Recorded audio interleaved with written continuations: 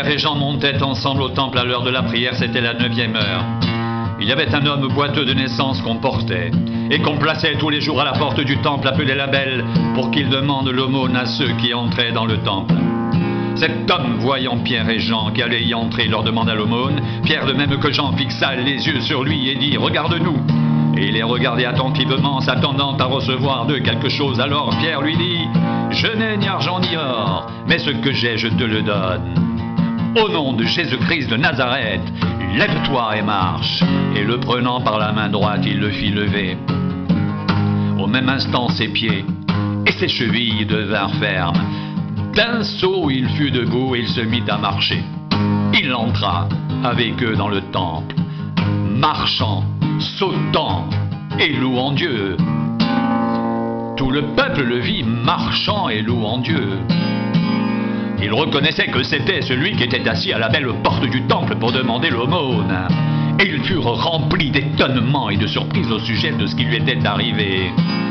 Comme ils ne quittaient pas Pierre et Jean, tout le peuple étonné accourut vers eux au portique dit de Salomon.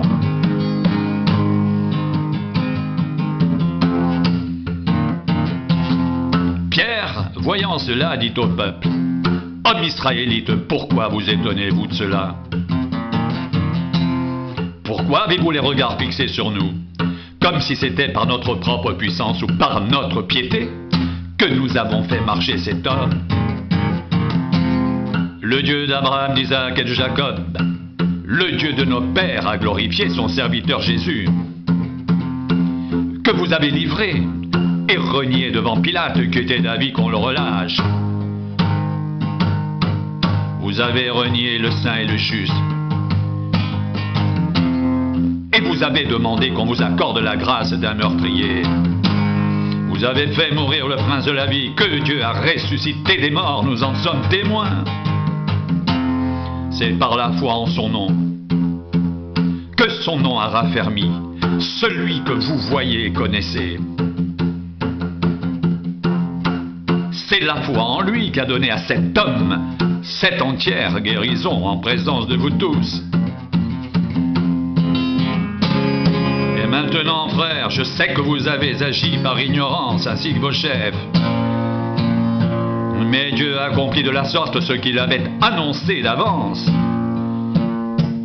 par la bouche de tous ses prophètes, que son Christ devait souffrir. Repentez-vous donc et convertissez-vous pour que vos péchés soient effacés, afin que des temps de rafraîchissement viennent de la part du Seigneur, et qu'il envoie celui qui vous a été destiné, Jésus-Christ, que le ciel doit recevoir jusqu'au temps du rétablissement de toutes choses dont Dieu a parlé anciennement par la bouche de ses saints prophètes d'autrefois.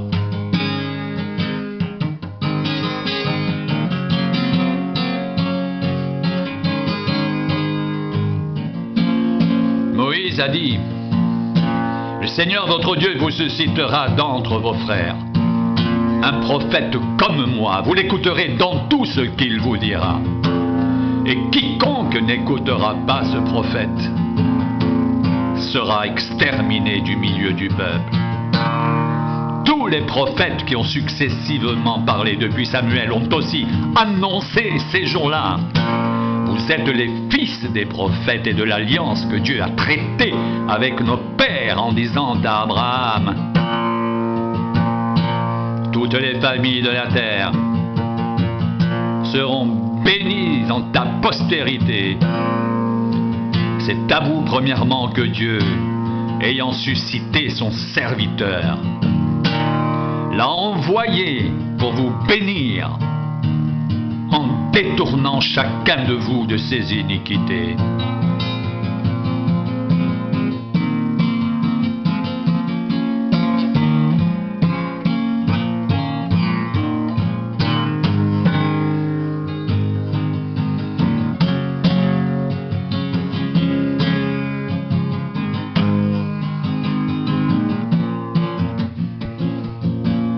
tandis que Pierre et Jean parlaient au peuple, survinrent les sacrificateurs, le commandant du temple et les Sadducéens, mécontents de ce qu'ils enseignaient le peuple, et annonçaient en la personne de Jésus la résurrection des morts. Ils mirent la main sur eux et les jetèrent en prison jusqu'au lendemain, car c'était déjà le soir. Cependant, beaucoup de ceux qui avaient entendu la parole crurent, et le nombre des hommes s'éleva à environ 5000.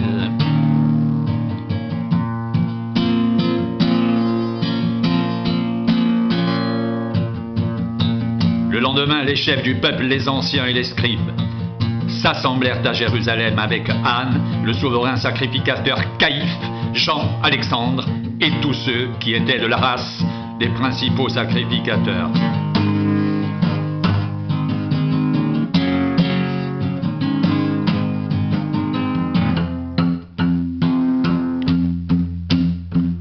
Ils firent placer au milieu d'eux Pierre et Jean et leur demandèrent: par quel pouvoir ou au nom de qui avez-vous fait cela?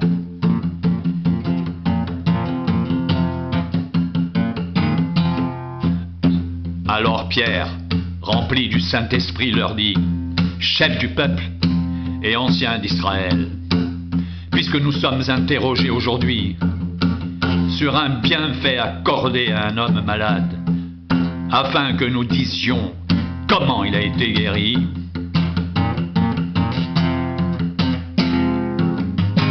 sachez-le tous, et que tout le peuple d'Israël le sache. C'est par le nom de Jésus-Christ de Nazareth que vous avez crucifié et que Dieu a ressuscité des morts. C'est par lui que cet homme se présente en pleine santé devant vous. Jésus est la pierre rejetée par vous qui bâtissez et qui est devenue la principale de l'angle. Il n'y a de salut en aucun autre, car il n'y a sous le ciel aucun autre nom qui ait été donné parmi les hommes par lequel nous devions être sauvés. Par lequel nous devions être sauvés.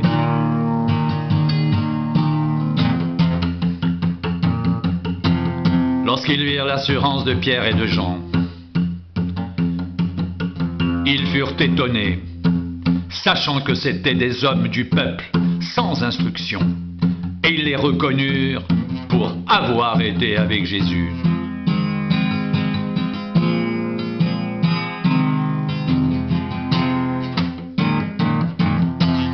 Mais comme ils voyaient là près d'eux l'homme qui avait été guéri, ils n'avaient rien à répliquer. Ils leur ordonnèrent de sortir du Sanhédrin. Et ils délibérèrent entre eux, disant: que ferons-nous à ces hommes? Car il est manifeste pour tous les habitants de Jérusalem qu'un miracle signalé a été accompli par eux, et nous ne pouvons pas le nier. Mais afin que la chose ne se répande pas davantage parmi le peuple, défendons-leur avec menace de parler désormais à qui que ce soit en ce nom-là. Et les ayant appelés, ils leur défendirent absolument de parler et d'enseigner au nom de Jésus. Pierre et Jean leur répondirent: jugez s'il est juste devant Dieu de vous obéir plutôt qu'à Dieu, car nous ne pouvons pas ne pas parler de ce que nous avons vu et entendu.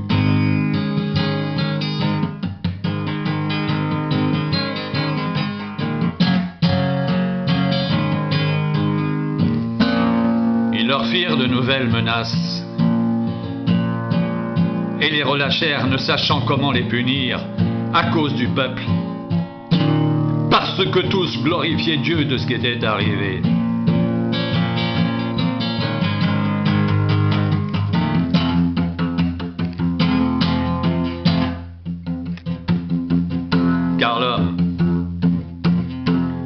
avait été l'objet de cette guérison miraculeuse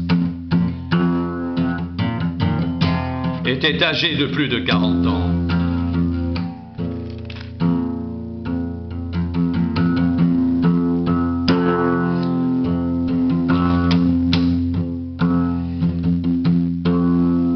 Après avoir été relâchés, ils allèrent vers les leurs et racontèrent tout ce que les principaux sacrificateurs et les anciens leur avaient dit.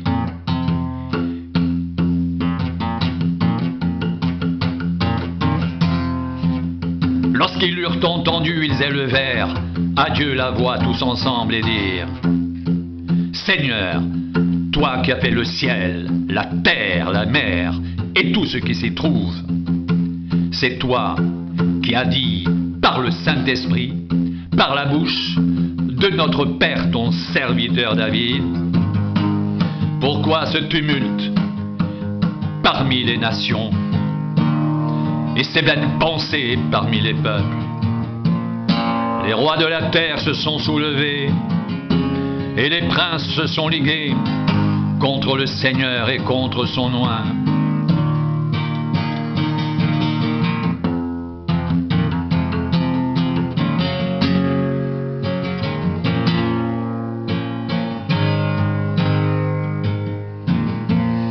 En effet,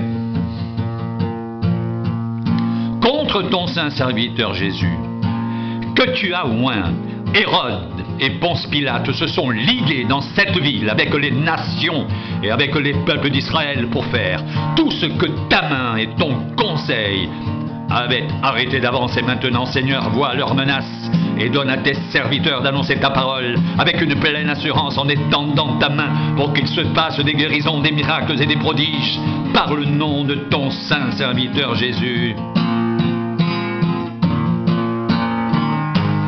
Quand ils eurent prié, le lieu où ils étaient assemblés trembla. Ils furent tous remplis du Saint-Esprit. Et ils annonçaient la parole de Dieu avec assurance.